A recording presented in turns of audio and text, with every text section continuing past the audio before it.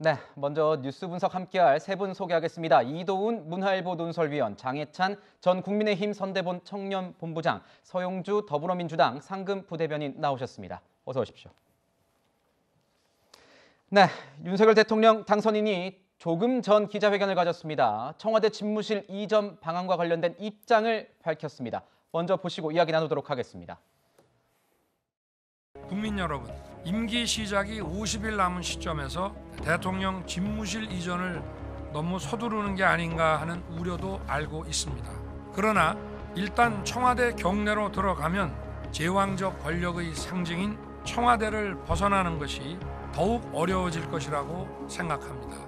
국민들께 불편을 드리는 측면, 청와대를 온전히 국민께 개방하여 돌려드리는 측면을 고려하면 용산 국방부 청사 이전 결정을 신속히 내리고 추진하는 것이 옳다고 판단됩니다. 집무실의 이전이 간단하거나 쉬운 일이 아님은 잘 알고 있습니다. 그러나 그것이 어렵다고 또다시 국민과의 약속을 저버린다면 이제 다음 대통령 어느 누구도 이것을 새로이 시도하기 어려울 것입니다. 네, 윤석열 당선인이 조금 전 11시에 기자회견을 갖고 이제 용산 시대를 열겠다. 5월 10일부터 용산으로 청와대로 옮기겠다. 이렇게 발표를 했습니다. 조금 전 관련한 입장 발표를 보셨고요. 위원님께 바로 여쭤보겠습니다. 대선 지난 지 이제 열흘 됐는데 용산으로 이전하겠다. 이렇게 확정 발표를 해버렸습니다. 어떻게 보십니까? 그러니까 임기 시작하기 전에 아마 가장 중요한 그 의사결정의 문제였다고 보는데 1시간 정도의 그 회견을 보면서 대체로 잘 결정이 되고 설명이 됐다 이렇게 생각합니다. 네. 우선 청와대를 나와서 그 제왕적인 그 구조를 갖고 있다는 청와대를 나와서 국민 속으로 들어가겠다 그런 의지는 확고한 것 같습니다. 이제 거기에 제기된 문제점들을 어떻게 해소하느냐가 문제인데 비용, 보안, 경호 제기된 문제들에 대해서 하나하나 본인 입으로 스스로 잘 설명하고 납득하려고 그 노력을 했고 특히 말미에 여론도 대단히 중요하지만 어떤 부분은 대통령의 그 철학과 결단이 굉장히 중요한 때가 있다. 이 문제가 바로 그렇다는 걸 보여줬고 아마도 야당은 계속해서 이제 여러 가지 부수적인 문제들을 제기를 할 겁니다. 그럼에도 불구하고 한 45분, 50분간의 회견을 보면서 대다수의 국민은 제기된 문제들에 대해서 대통령 당선인은 이렇게 생각하는구나 해서 납득하는 부분도 상당히 많아서 일단은 뭐 순조롭게 추진될 거다 이렇게 생각합니다. 네. 일각에서는 이런 얘기도 있습니다. 코로나19로 엄중한 이 시국에 이 청와대 이전을 강행하는 게 맞느냐 이런 얘기도 나오는 게 사실입니다. 당선인 입장 한번 들어보고 가겠습니다. 무엇보다 소수의 참모에 의존할 수밖에 없는 현재의 공간 구조로는 국가적 난제와 그 위기에 제대로 대처하기 어렵습니다. 국민의 뜻을 제대로 받들고 국민을 위해서 일하는 것이 대통령의 권위보다 더욱 중요합니다. 어려운 일이지만 국가의 미래를 위해 내린 결단입니다. 단순한 공간의 이동이 아니라 국민을 제대로 섬기고 제대로 일하기 위한 각오와 국민과의 약속을 실천하고자 하는 저의 의지를 국민 여러분께서 헤아려 주실 것을 부탁드립니다. 네, 당선인도 여러 가지 우려가 있는 점을 안다 이렇게 얘기를 하고 있습니다. 또 이 자체가 이제 소통의 장을 마련하기 위해서 이 기자회견을 준비한 것이긴 하겠지만 이 국민 소통을 위한 취지이긴 한데 오히려 이 결정 과정에선 좀 불통의 이미지가 부각된 것 아니냐 이런 지적도 나오는데 어떻게 보십니까? 일단 뭐 이제 대통령 직무실을 옮기는 이유에 대해서는 뭐 이제 새로운 정부에서 결단한 문제이기 때문에 그거를 잘했다 못했다 하는 건 좀 아닌 것 같고요. 네. 하지만 말씀한 대로 국민과 소통을 하겠다고 했는데 이 선정 과정과 어떤 절차에 있어서는 국민 소통이 생략이 됐습니다. 그리고 나서 일단 하고 나서 뭔가를 양해를 구하자. 과연 이게 이 새로운 정부의 소통의 방식이 될 것인가? 이런 부분에 대해서 국민들은 좀 얘기를 할 수 있겠다 생각이 들고 저는 그렇습니다. 지금 50일 정확히 따지면 48, 9일 남을 것 같아요. 5월 10일부터 이제 새로운 집무실, 용산 집무실에서 하겠다고 의지를 밝히시긴 했는데 그러면 49일, 50일 동안 국방부도 이전해야 되고 그다음에 새롭게 청와대에 있는 직기나 모든 시설이 이제 용산의 새로운 집무실에 가야 되는데 과연 정상적으로 5월 10일 날 땡 하면서 새로운 정부가 시작될 때 네. 정말 국정 혼란이 없이 정상적으로 국정이 진행될 수 있을지에 대해서는 좀 걱정이 돼요. 네. 되도록이면 저는 그렇습니다. 이 부분을 굳이 왜 지금 서둘러서 가는지 이런 말이 있더라고요. 원래 서두르면 서툴러지고 아실지 모르겠지만 서툴러지면 틀어지고 틀어지면 틀리게 된다. 네. 그래서 서두르게 되면 결국엔 틀린 결정들을 많이 한다.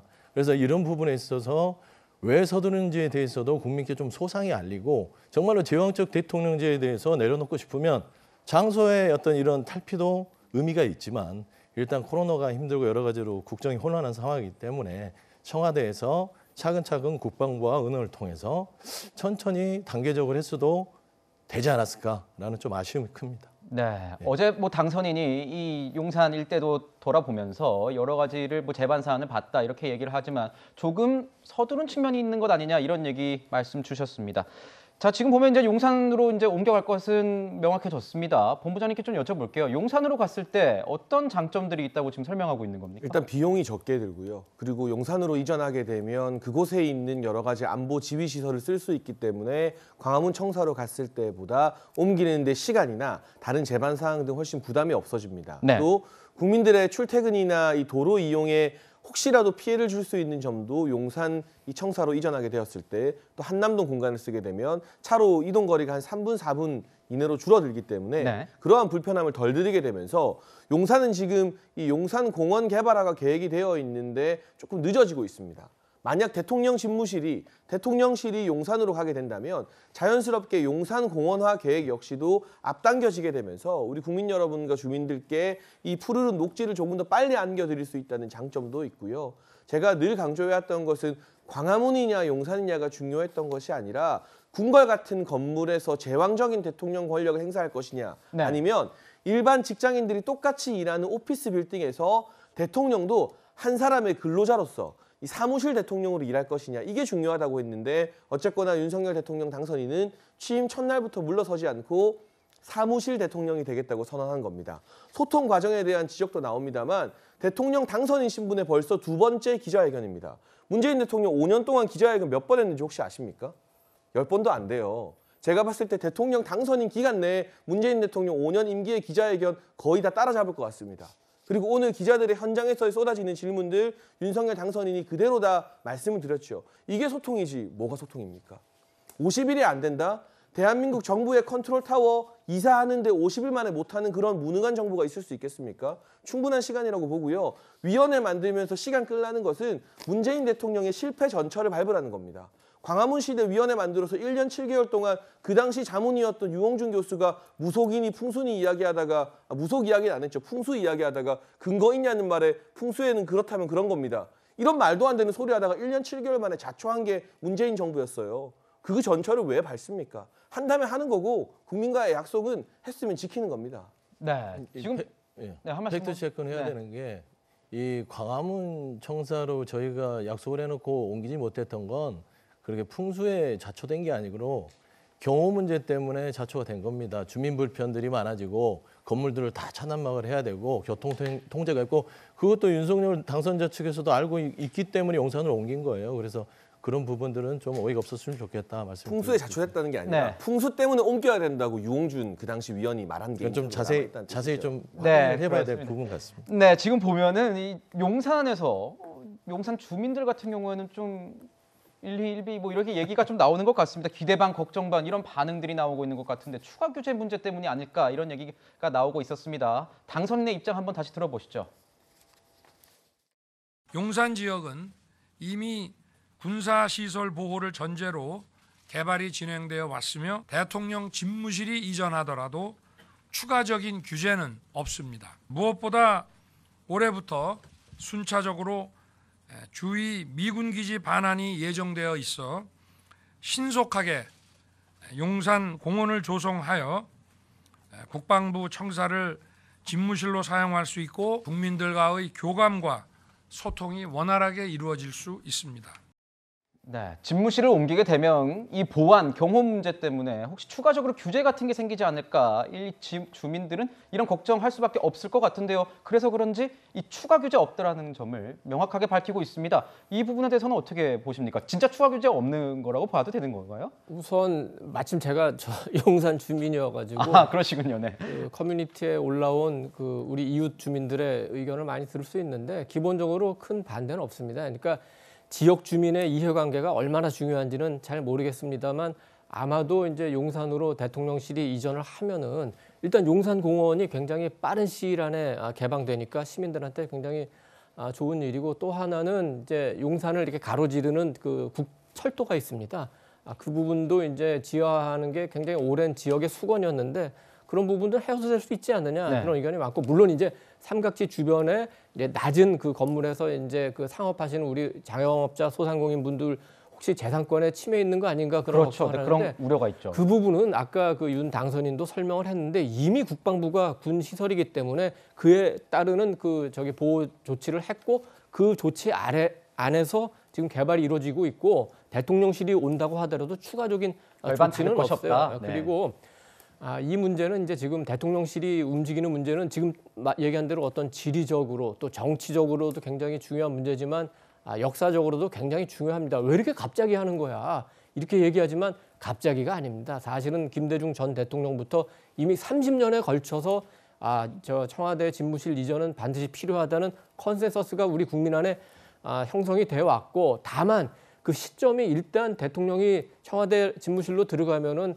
실행하기가 굉장히 어렵기 때문에 이번에는 더 미루지 말고 기왕에 말이 나온 김에 좀 추진을 하자, 이런 게 윤석열 당선인의 뜻이라고 보고, 네. 조금 더 길게 좀 더 거창하게 보면은 1392년에 그 조선이 건국이 되고 1394년에 이제 한양으로 도읍을 천도를 했는데 그 이후에 현재 청와대 자리가 권력의 핵심이었습니다. 조선 왕조, 그리고 일제 총독부, 그다음에 미국 군정, 그리고 우리 이제 대한민국 그 정부가 1948년에 수립된 이후에는 경무대와 청와대, 네. 그 권력의 핵심 자리를 국민들에게 돌려준다는 것 자체는 정치적으로 역사적으로 매우 중요한 의미가 있기 때문에 보안, 경호, 비용 이런 문제들도 물론 중요하지만 좀 더 큰 틀에서 한번 보는 것도 의미가 있다고 생각합니다. 네, 지금 보면 윤석열 당선인이 이 청와대 집무실을 국방부 청사로 옮기게 되면 도대체 어떻게 이 청사를 활용할 것인가, 이 문제에 대한 내용도 굉장히 궁금증을 자아내고 있는데 저희가 이렇게 한번 마련해 봤습니다. 1층에는 프레스센터가 있을 것이고 2층에 대통령 집무실이 있을 것이고 3, 4층에 대통령 보좌진, 그리고 그 위쪽으로는 민간 활동리가 있을 것이다. 자, 보면은 프레스실 1층에 있다는 게 기자로서 굉장히 저는 눈에 띕니다. 사실 저도 뭐 춘추관 있어봤지만 춘추관에 있으면은 이 벽에 가로막혀가지고 기자들이 하는 게 다 전화통화 붙잡고 있는 것밖에 없거든요. 지금 이게 이렇게 프레스실이 1층에 마련됐다라고 하는 건 어떤 대통령의 의지라고 보시죠, 위원님? 어떻게 보십니까? 의지 차원이 아니라 실질적으로 취재 활동에 굉장히 많은 변화가 오게 될 겁니다. 예를 들어 가지고 일본의 총리는 그 출근할 때, 퇴근할 때 기자들이 그 앞에서 기다리면서 서로 문답을 합니다. 하루에 무조건 한 번은 문답을 해야 된다는 게 그렇습니다. 어떤 불문율이라고 하더라고요. 그렇습니다. 네. 그리고 그 미국의 대통령도 예를 들어서 이제 헬기 타고 그 어떤 다른 지역을 가거나 아니면 행사를 위해서 차를 타고 나갈 때 반드시 기자들이 거기 서 있다가 질문을 던집니다. 예를 들어서 윤석열 그 대통령이 이제 취임을 하게 되면 1층에서 기자들이 뭐 어떤 문제는 뭐 어떻게 할 겁니까? 물으면은 거기에 대해서 윤석열 대통령이 대답을 하지 않을 수가 없어요. 그래서 대통령이 기자들의 질문을 받는다는 거는 굉장히 큰 변화를 가져오게 됩니다. 특히 이제 1층에 그 프레스룸 브리핑을 그 설치한다고 하면은 기존에 지금도 이제 기자 숫자들이 굉장히 많지만 아마 윤석열 그 대통령 시절에도 굉장히 많은 그 언론인들이 청와대를 대통령 집무실을 담당하게 되지 않겠습니까? 네. 그만큼 소통의 양이 늘어난다. 그 출발점이 사실은 국민과의 소통을 할 때 그 첫 출발점은 언론인들과의 소통이고, 그렇게 되면은 기자회견 무슨 뭐 7번, 10번, 100번 논란이 필요 없을 정도로 기자들과 자주 소통하는 그런 기회가 될 거다, 이렇게 봅니다. 네. 대변인께 좀 여쭤보고 싶어요. 네. 지금 보면은 이제 뭐 수평적 구조를 좀 참고를 한다 이런 면에서 봤을 땐 저번 주에 얘기했지만 뭐 미국의 어떤 백악관의 웨스트윙 뭐 이런 네. 얘기를 좀 참고로 본 게 아니냐 뭐 이렇게 생각이 드는데 네네. 근데 이게 뭐 또 용산의 구중궁궐이 될 수도 있는 것 아니겠습니까? 용산의 어떤 웨스트윙이 될지 용산의 구중궁궐이 될지 이런 것은 어떻게 보면 운영의 묘를 어떻게 살리느냐 이거에 따라 달라질 것 같은데 어떻게 좀 예상을 하세요? 여러 가지 시각이 있을 것 같아요. 긍정적 시각도 있고 우려하는 시각도 있는데 긍정적인 면이 있습니다. 분명히 1층에 프레스룸을 두면 그 부분에 있어서 기자들과 이제 들어오면서 문답을 하는 부분이 있겠죠. 하지만 1층에 있을 때 결국에는 프레스센터에 어떻게 소통을 하느냐의 부분에 대해서 열어놓는 것보단 그러면 그 1층에 둔다는 자체를 아예 취재를 허락하느냐. 그 건물의 취재를. 집무실까지 올라갈 수 있게 하느냐. 그렇죠. 어떤 성까지는 어떤 실까지는 취재를 기자들한테 허용하느냐. 이런 부분들이 결국엔 소통의 문제거든요. 보도 이런 부분들은요. 그렇습니다. 기자들이 솔직히 그 청와대 고위 관계자들을 통해서 많이 쓰죠. 근데 이런 부분들이 좀 폐해가 됐던 부분들이 예전에 춘추관에서 좀 나름대로 좀 그 프레스 가이드를 줬던 부분들은 왜냐면은 청와대라는 자체가 국정을 하면서 이게 무조건 실시간 보도를 하는 게 아니라 네. 국정이라는 건 타이밍이 있어요. 근데 먼저 보도가 돼버리면 안 되는 부분들 그리고 아직 결정 구조에 있는 부분들 그다음에 외교 안보라는 부분에 있어서는 취재가 됐다 하더라도 나름대로의 뭐 엠바고라든지 여러 부분들에 있어서의 민감한 부분이 있어요. 특히 청와대는 그렇습니다. 그렇기 때문에 청와대는 어떤 프레스 가이드를 통해서 언론과의 협조를 해왔던 것이고 그래서 저는 취지는 좋지만 저게 계속 정말 제대로 소통의 창구로서의 1층의 프레스센터가 역할을 해야지 이게 나중에 가서 이렇게 골칫거리가 될 수도 있고 나중에 말하자면 저거를 어떻게 또 통제를 하는 네. 그런 상황까지 오지 않을까 그런 우려도 있습니다. 어떻게 운영을 하느냐에 따라서 곧 그렇죠. 달라질 수 있을 것 같다 이런 말씀을 그렇습니다. 주셨는데 또 여기서 나오는 문제는 이겁니다. 아까도 잠깐 얘기를 했지만 이 비용 문제입니다. 이전하게 되면은 비용이 굉장히 많이 들 것이다. 청와대만 이전하면 모르겠는데 청와대에 따라서 연쇄적으로 국방부도 뭐 다른 군시설들도 옮겨야 되니까요. 거기에 대해서는 이렇게 얘기하고 있습니다. 들어보시죠. 국방부를 합참 건물로 지금 이전을 하는데 이사 비용과 또 리모델링을 좀 해야 되기 때문에 거기 들어가는 예산을 118억, 대통령 비서실을 또 이전하는데 252억으로 경호처 이사 비용으로 99억, 공관을 또 리모델링하고 필요한 경호 시설하는데 25억. 그래서 496억의 예비비를 신청할 계획입니다. 지금 또 저도 다시 보지만 이렇게 당선인이 이렇게 문서 들고 옆에서 이렇게 PT 하듯이 하는 모습은 또 진짜 처음 보는 것 같기도 한데 지금 보면 이 비용 문제 근데 야당 이 더불어민주당에서 얘기하는 거는 5천억 거기서 1조까지도 들 수 있다 뭐 이런 얘기를 했는데 우선 당선인 측은 그런 게 아니라고 밝히고 있습니다. 예비비로 한 400억 정도 이전 비용을 마련할 수 있을 것 같다 이렇게 얘기를 하고 있는데 본부장님께 여쭤볼게요. 400억이라는 이 이전 비용 이 민주당 쪽에서는 법적 근거가 없다 뭐 이런 얘기도 하고 월권이다. 인수위의 이 예상 규모는 22억 정도밖에 안 되는데 이렇게 많이 재원을 어떻게 마련할 것이냐 이런 얘기도 나오고 있습니다.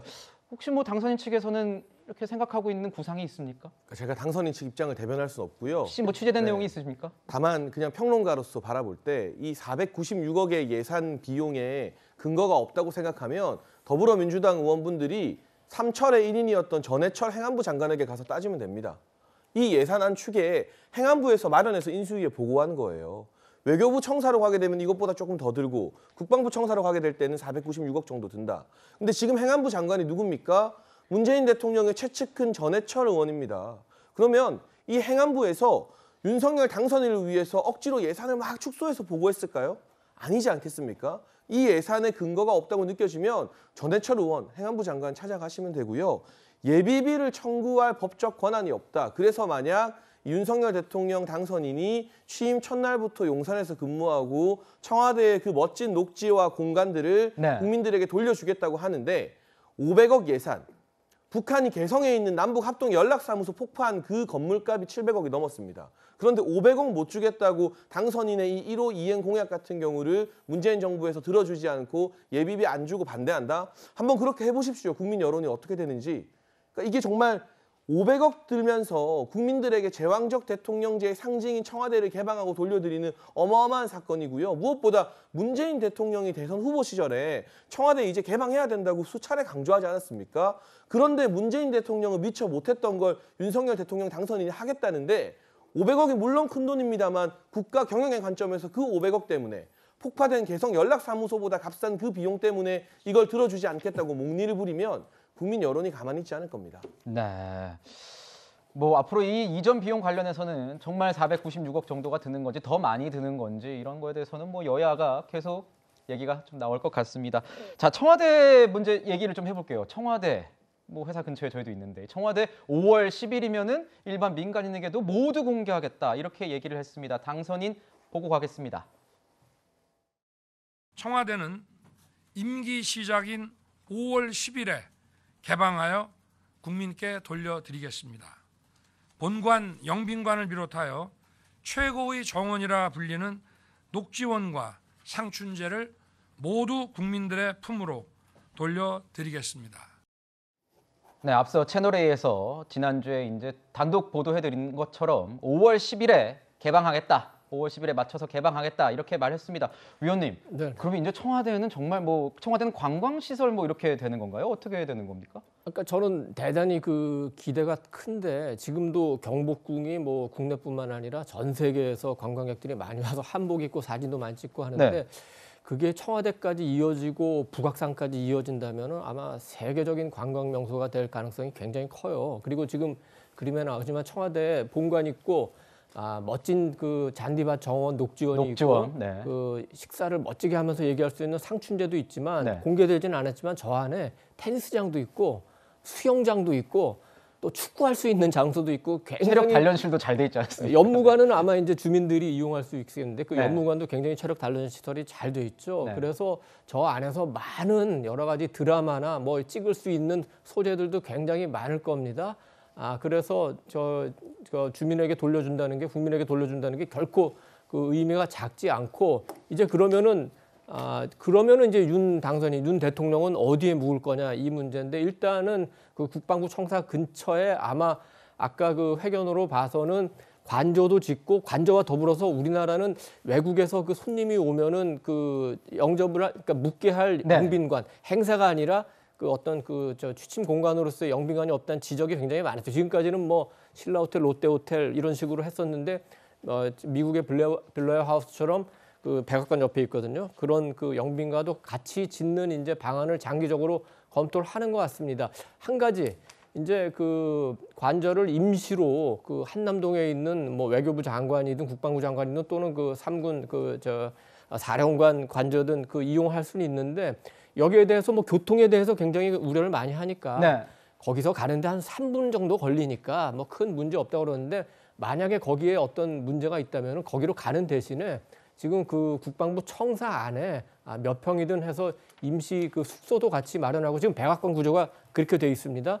그렇게 해서 교통에 대한 불편을 조금 덜어드리면서 안에 관저를 좀 빠르게 신축하는 것도 하나의 방법이 되겠다 이렇게 생각합니다. 네, 저 본부장님께 작은 질문 하나 좀 드려도 되겠습니다. 개인적인 질문인데 지금 보면 뭐 이제 청와대 같은 거는 블루하우스라고 해서 BH로 많이 불렸고 백악관은 화이트하우스로 많이 불립니다. 뭐 혹시 이 용산 시대를 맞이해서 이렇게 약칭 같은 거 혹시 이렇게 뭐 실무진들을 다 해서 쓰고 있다. 실무진들이랑 좀 친하실 수도 있으니까 뭐 들으신 거 있으십니까? 뭐 다른 약칭은 모르겠고요. 네. 제가 방송 나오면 항상 말씀드리는 게 이제 청와대라는 용어를 쓰지 말자. 저한테 청와대라고 질문하시는 분들에게 대통령실이라고 불러달라 제가 이렇게 말씀을 드립니다. 윤석열 당선인이 이 선거 과정에서 공약으로 네. 청와대라는 용어 자체가 이젠 사라진다. 대통령실이다. 뭔가 권위적이고 이 일반 사무공간과 달라 보이는 그런 용어 자체에 대해서도 이제 국민들과 똑같은 눈높이 맞춰야 한다고 말씀하셨기 때문에 네.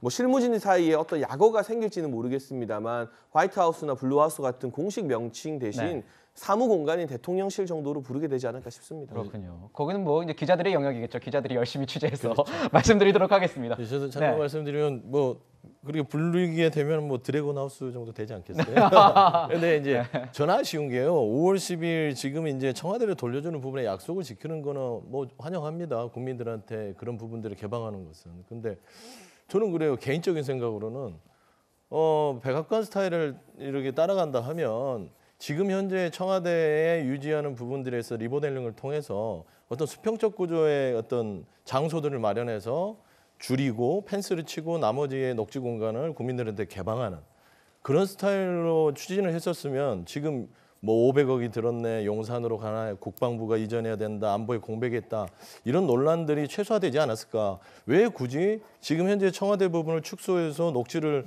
주는 그런 방안들도 있었음에도 불구하고 이런 혼란을 초래한 부분에 있어서는 좀 아쉬움이 있어서요. 5월 10일 이후에 이제 하고 나서 어떻게 이제 일단은 해본 네. 것 같고요. 네. 어떤 불편함이 생기면 그때 가서 이제 새로운 정부에서 네. 국민들한테 어떤 소통을 하지 않을까 그렇게 생각합니다. 네, 어떤 일을 결정할 때 또 시행착오나 뭐 실수 같은 게 있을 수 있기 때문에 차근차근 좀 지켜봐야 될 것 같다 이렇게 말씀을 주셨습니다. 안 그래도 이 민주당 쪽에서는 이런 얘기 나오고 있습니다. 두꺼비집 놀이다 이렇게 비판을 하고 있습니다. 뭐 헌집 집게 새집다워 약간 이런 거죠. 두꺼비집 놀이를 즉각 중단하라. 또 초법적이고 이 당분간 50일 동안 이사를 하게 되면 국방 안보도 위협받을 수 있기 때문에 이 국방 안보 위협될 수 있으니 즉각 중단하라. 또 헛생각, 헛돈, 헛걸음이다. 이렇게 또 얘기를 하고 있습니다. 이에 대해서 이제 이준석 국민의힘 대표는 이 광화문 대통령을 공략했다가 집무실 이전을 포기한 문재인 대통령 언급하면서도 반박 이렇게 하고 있습니다. 운둔영 정부가 대비될 것을 확실하기 때문이다. 이러면서 또 힘을 실어주는 이런 모습도 있었는데 저는 위원님께 여쭤보고 싶은 건 이거예요. 사실 이게 여권 내에서도 국민의힘 일각에서도 신중론이 나오고 있지 않습니까? 홍준표 의원 같은 경우에도 아까 제가 말씀드린 건데 건물이 문제가 아니라 이게 사람이 문제 아니냐.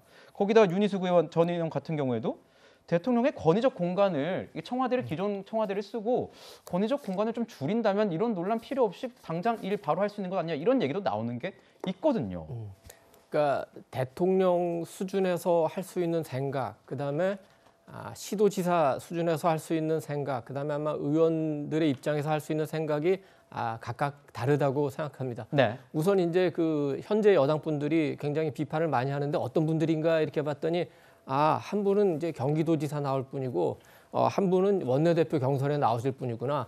항상 선거에 나가기 전에는 좀 말이 강해지게 마련이죠. 그래서 그런 차원에서 이해하고 홍준표 지금 의원이나 윤희숙 전 의원은 본인들의 입장에서 그렇게 충분히 의사를 제기할 수 있고 그런 의견들이 수렴이 돼서 결정이 되는 게 민주적이라고 할 수 있죠. 그렇지만 대통령 당선인 입장에서는 좀 더 큰 안목에서 역사적 정치적 차원에서 생각할 수 있고 역사적인 건 아까 제가 잠깐 말씀드렸습니다만 지리적으로 왜 청와대 안에서 그 구조를 조정하지 윤희숙 의원도 그렇게 얘기하고 여당 분들도 많이 그렇게 얘기하지 않습니까? 근데 근본적으로 그게 어려운 이유는 현대의 청와대 위치는 은둔이라고 할 수 있어요. 뒤쪽으로 산이 있고 앞쪽으로 경복궁이 막고 있고 왼쪽 오른쪽 동서를 다 경호실에서 차단하고 있지 않습니까?